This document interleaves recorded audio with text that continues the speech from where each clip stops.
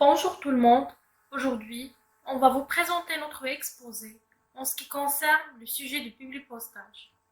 Tout d'abord, on va commencer par une partie théorique, qu'il s'agit d'une simple définition de public postage, puis on va s'intéresser sur le rôle général du public postage. Ensuite, on verra son utilité dans l'entreprise.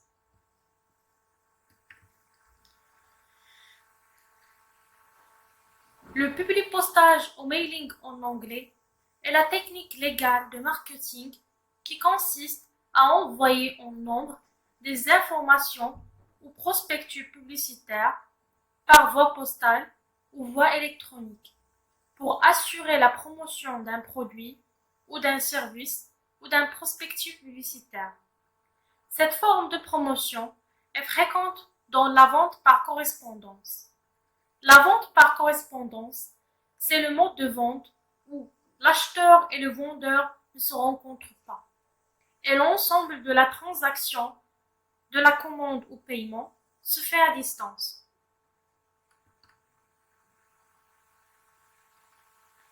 Maintenant, on va voir le principe général du public postage. L'intérêt principal d'un public postage est de pouvoir adresser un document qui sera envoyé à de nombreux destinataires, en mentionnant leur nom, adresse et autres renseignements utiles, soit sur une lettre d'accompagnement, soit sur l'enveloppe.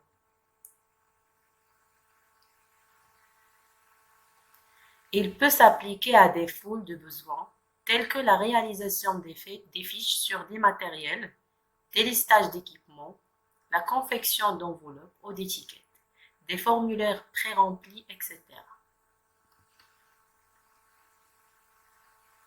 Maintenant, on va voir son utilité dans l'entreprise.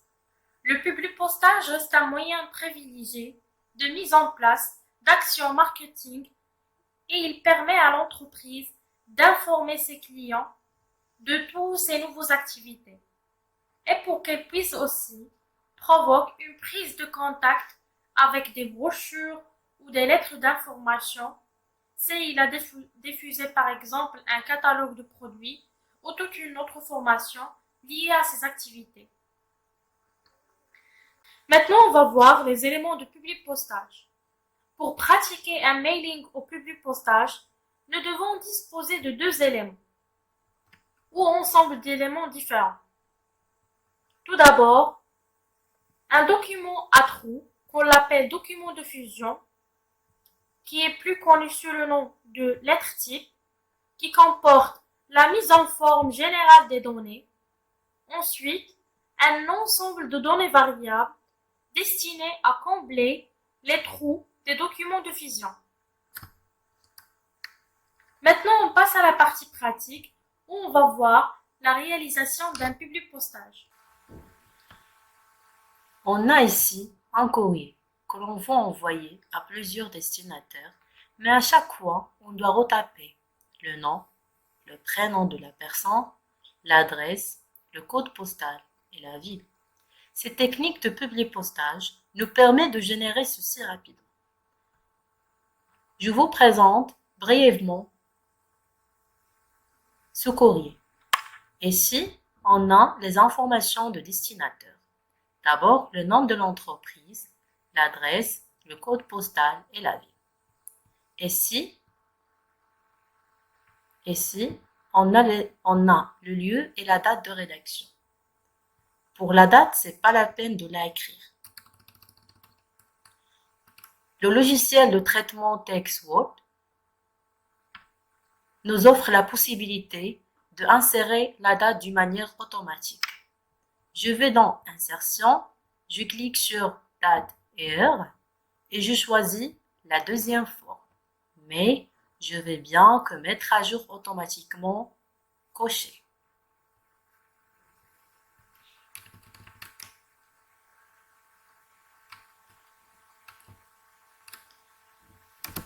Après, on a l'objet.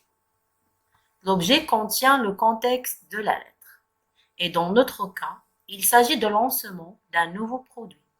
Après, on a le corps de la lettre qui contient toutes les informations que veut le destinataire informer ses destinataires.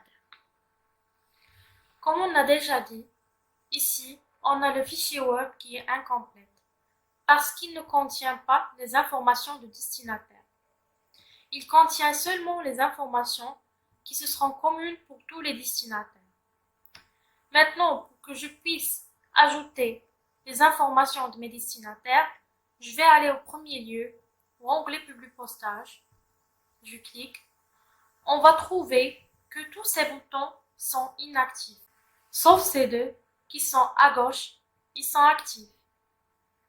En premier, je vais démarrer la fusion et le Public Postage. On va trouver 5 options.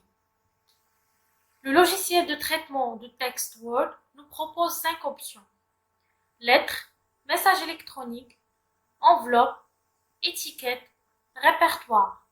Pour notre cas, car il s'agit d'une lettre type, on va choisir lettre. Puis, je clique sur le bouton de sélection des destinataires. On va trouver aussi 3 options. Soit le fait d'entrer une nouvelle liste, ou utiliser une liste existante, ou sélectionner à partir des contacts Outlook.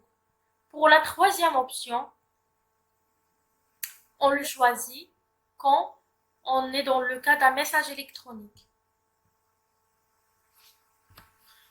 Pour la première méthode, comme ma collègue déjà dit, je clique sur Entrer une nouvelle liste.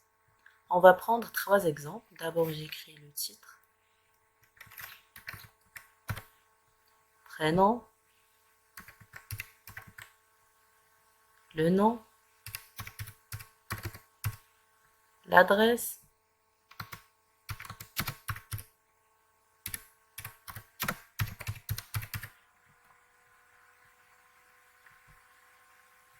la ville et le code postal.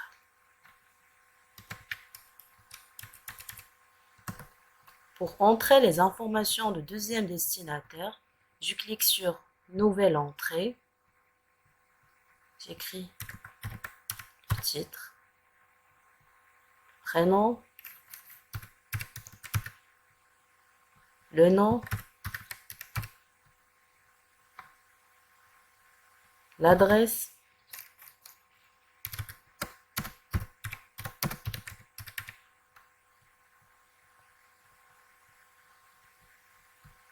la ville et le code postal.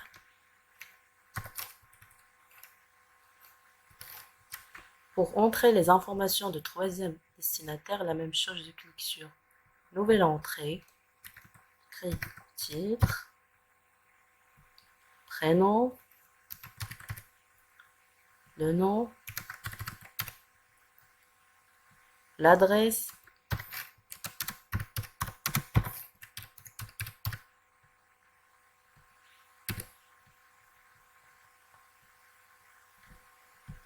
la ville et le code postal.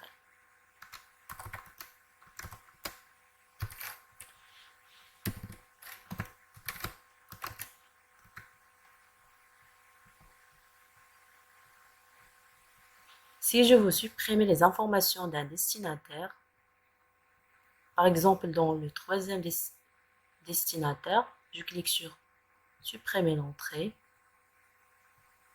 et voilà, les informations sont supprimées. Maintenant, on passe à la deuxième option, qu'il s'agit d'utiliser une liste existante. Pour l'utilisation d'une liste existante, il faut qu'elle doit être déjà créée. Pour notre cas, on l'a déjà créée sous forme d'un tableau qui contient toutes les bases de données de destinataires.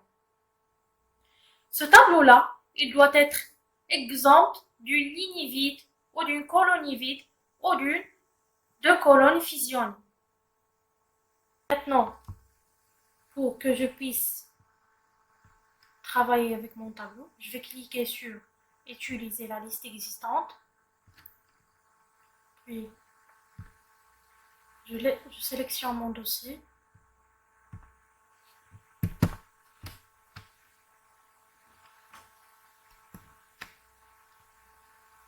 puis je l'ouvre, puis je clique sur OK. Maintenant, si je veux modifier la liste que j'ai choisie, je clique sur modifier la liste des destinataires. On peut décocher les destinataires que vous ne voulez pas dans votre publipostage. Il est possible aussi de tirer les destinataires et aussi de filtrer les destinataires. Je vais sélectionner les destinataires que je veux.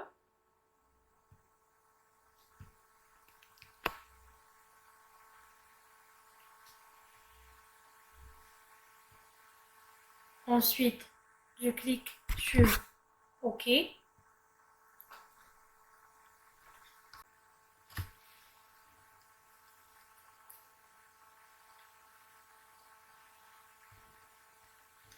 Alors, j'aimerais ici récupérer le titre de madame. Ça dépend de madame ou monsieur. Donc, je vous conseille pas de cliquer sur insérer un champ de fusion, mais sur la petite flèche qui est juste à côté.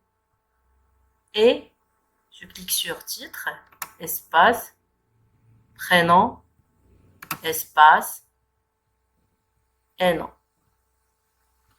Je retourne à la ligne et je clique sur adresse. Je retourne à la ligne.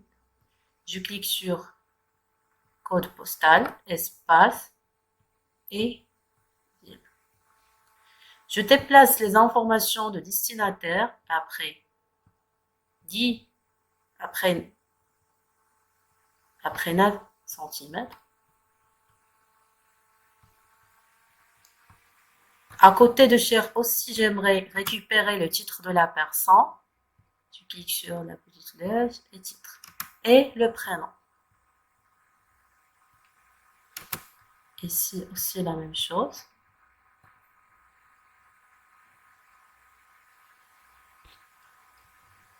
J'enlève madame ou monsieur. Et je clique sur titre. Parce que ça dépend de la personne. Peut-être madame, peut-être monsieur. Pour voir les résultats, je clique sur aperçu les résultats pour voir les résultats. On remarque que dans le deuxième résultat, cher écrit de cette manière. Mais ne doit pas écrire comme ça parce que chère madame, c'est au féminin. On va faire une sorte de fonction si dans le Word. Mais avant, j'enlève le mot de cher. Je clique sur règle. Et je clique sur si, alors sinon. Donc, si le titre est égal à monsieur, cher s'écrit de cette manière. Sinon, cher s'écrit comme ça. Et je clique sur OK.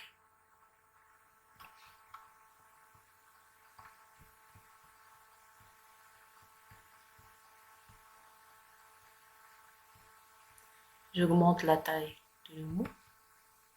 Donc,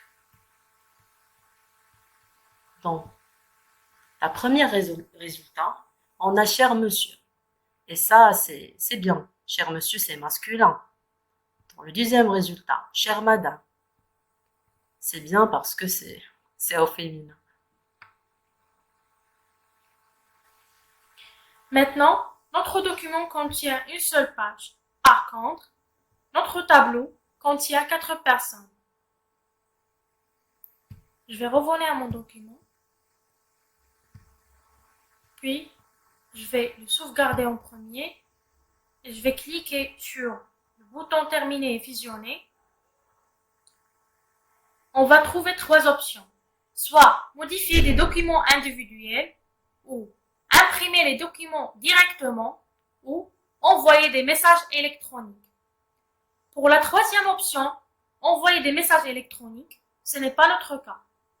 Pour la deuxième, imprimer les documents directement, on n'a pas une imprimante, donc je vais choisir la première option. On va trouver 3 options aussi, soit fusionner les enregistrements tout ou l'enregistrement qui est en cours, pour notre cas c'est l'enregistrement 1, ou de choisir de 1 par exemple à 3 ou de à 4. Pour notre cas, on va choisir tout, puis je clique sur OK.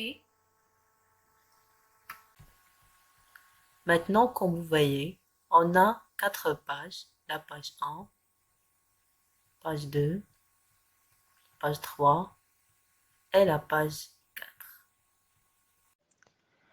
Pour conclure, le publipostage nous offre plusieurs avantages sur l'amélioration de domaine de marketing.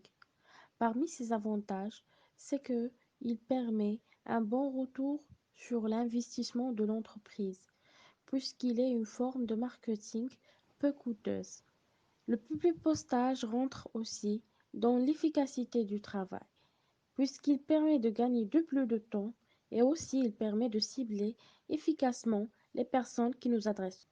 En plus de sa possibilité de personnalisation, le publipostage va créer un réel effet chez le consommateur.